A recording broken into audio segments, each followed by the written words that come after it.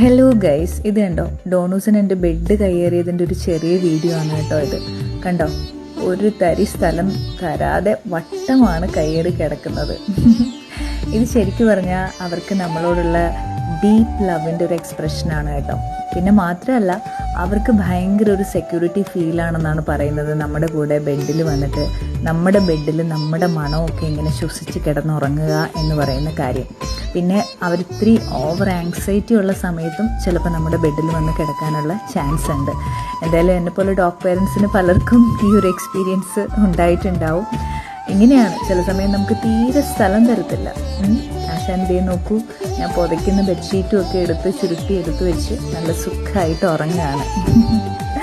ഇനിയിപ്പം എനിക്കിനി എൻ്റെ തലേണയാക്കി ഇവനെ വെച്ചിട്ട് കിടന്നുറങ്ങാനേ നിവർത്തിയുള്ളൂ.